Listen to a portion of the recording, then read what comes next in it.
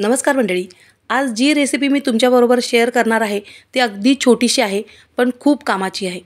नक्की करून बघा. खूप चवीला तर इतकी छान लागते ना आणि त्याच्यामुळे हाडं मजबूत होतात, दिवसभर एनर्जी राहते. सकाळी सकाळी 8:30 वाजता हे नाश्ता तुम्ही करून खाल ना तर दिवसभर भूक तर लागणारच नाही, पण वेट लॉससाठी एकदम उत्तम असा पर्याय आहे. खरं तर बघा, आपण जेव्हा डाएट करत असतो ना तर सकाळी 8 वाजता 8:30 वाजता नाश्ता करावा लागतो. मग त्यासाठी नक्की करा हा. तर आता मी तेल घेतलं आहे, छोटासा 1 चमचा घेतलेला आहे आणि त्यात राई टाकला आहे, कढीपत्ता टाकलेला आहे, कांदा टाकलेला आहे 1 मोठा. आणि तो आपण जसा उपमा करतो ना, तो उपमा करताना कांदा कसा आपल्याला अर्धवट भाजलेला लागतो तर तसाच भाजायचा आहे. आणि टॅमॅटोसुद्धा मी घेतलेला आहे मोठाच. आता हा टॅमॅटोसुद्धा मी जरासा 2 मिनटासाठी परतून घेतला आहे. ही रेसिपी अगदी झटपट बनते, पटकन. आणि मीठ टाकलेलं आहे. मीठ टाकायची सुद्धा गरज लागत नाही, पण अगदी थोडंसं मीठ टाका. आणि त्यानंतर मी आता त्यात हळद आणि हिंग टाकली आहे थोडीशी. आणि माझ्याकडे कांद्याची पात होती तर मी कांद्याची पातच टाकली आहे. पण तुमच्याकडे ज्या काही भाज्या असतील ना, जसं की वाटाणा, गाजर वगैरे, तर बिंदास टाका. नंतर त्याच्यामध्ये टाकलेलं आहे मी हे नाचणीचं पीठ. ते मी 3 चमचे टाकलेत. आधी 2च टाकले होते, नंतर मी परत 1 ॲड केलेलं आहे. तर आता मी हे सगळं टाकल्यानंतर हे पीठ ना छान परतून घ्यायचं.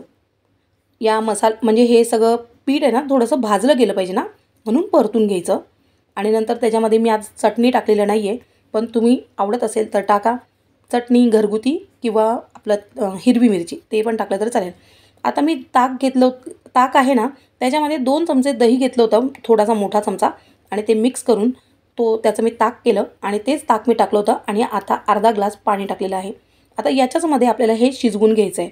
म्हणजे थोडंसं आता एकसारखं करून त्याच्यावर जरा 2 मिनटासाठी झाकण ठेवायचं. जास्त वेळ ठेवायची गरज लागत नाही, पटकन शिजून जातं.